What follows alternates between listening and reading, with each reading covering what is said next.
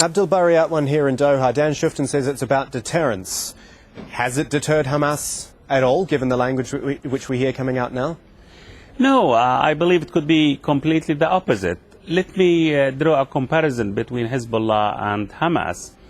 We have to remember that Hezbollah is a Lebanese organization or guerrilla movement, and they managed to liberate the parts occupied, or the Lebanese part, which were occupied by the Israelis. So the shock and awe could work with them simply because they wouldn't go and fight the other people's war. But when it comes to Hamas itself, we have to remember Hamas is actually a guerrilla organization, an Islamic movement, which is representing Palestinian people who have no state and who are besieged in Gaza, starved to death, and who are deprived of their legitimate rights. So I think this is Israeli strategy, which we are not sure that it did work with Hezbollah.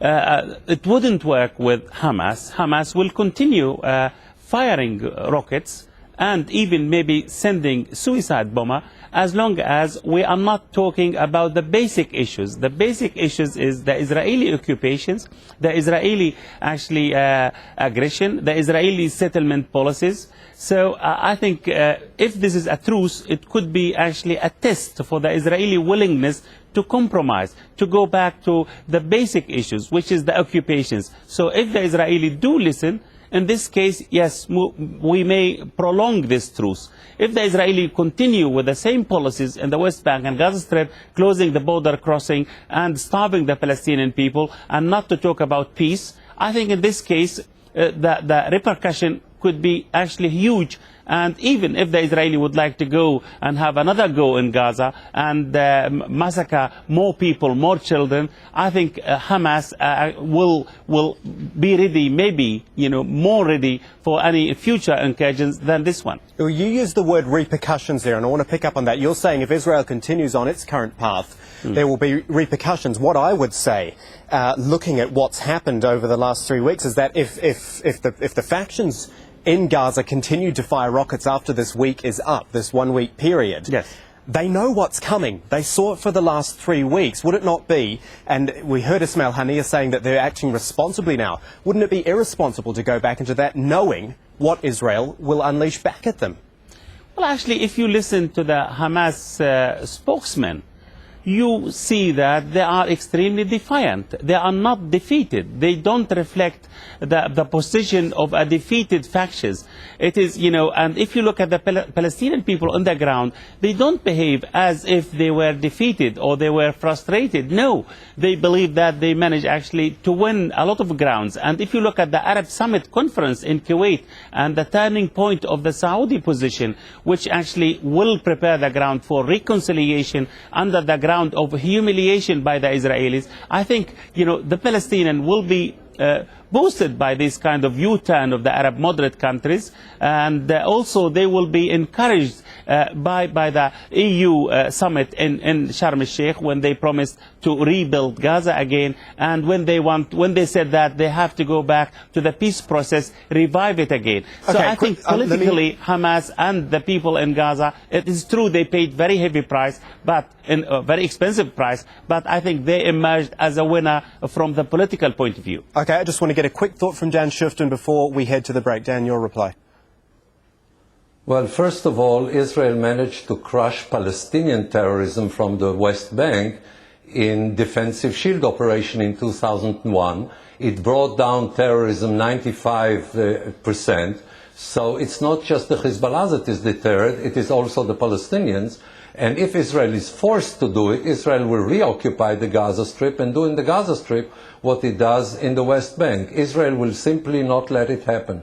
And by the way, it has nothing whatsoever to do with settlements and with the 67 borders, because Hamas is dedicated to the destruction of Israel. It is an anti-Semitic organization. It is based on the protocols of the Elders of Zion.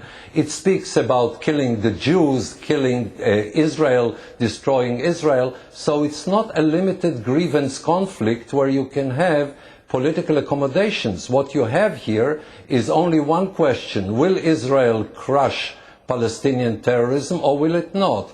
For the time being, if you look at the history since the Six-Day War, Israel managed to keep Palestinian terrorism at bay and to develop Israel and to continue normal life in Israel for 40 years. The people who've suffered are the Palestinians. If they insist on being defiant and suffering longer, that's fine. Only from an Israeli point of view, Israel can take it. From a Palestinian point of view, they can take it much less. Gentlemen, we're going to take a break here on Inside Story. When we come back, we're going to widen this out. Is the international community really capable of forging a long-term settlement after this war on Gaza? We're back in a moment.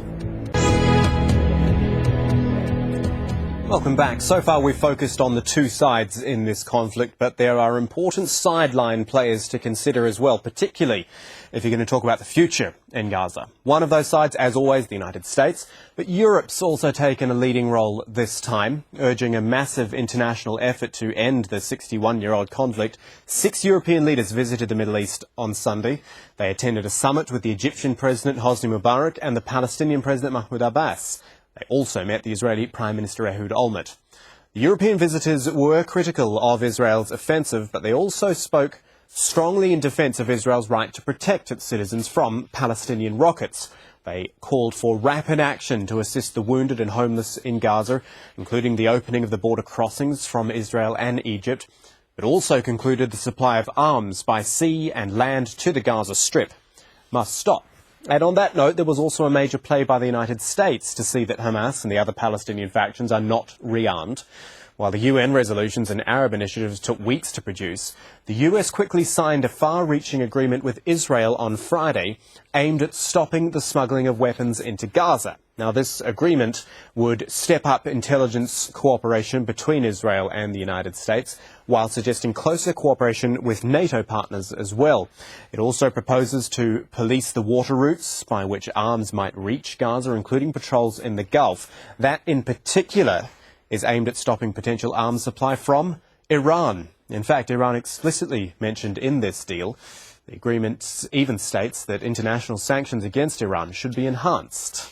The agreement clearly focuses on Israel's security interests. Palestinian security arms supply for Israel, apparently not an issue. Taiza Khalid, a senior member of the PLO, has called the deal, and quoting here, a reward for Israel's onslaught and violations of international law, and an attempt to engage the world in a wide-scale war under the pretext of barring smuggled weapons into Gaza.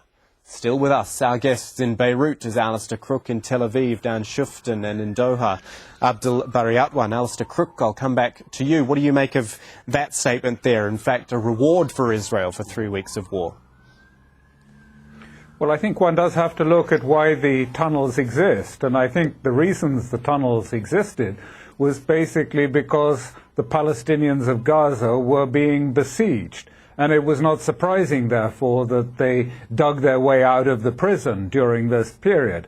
But I think that what the Europeans are saying sounds ominously like the attempt to try and put back some of the building blocks for a tighter siege.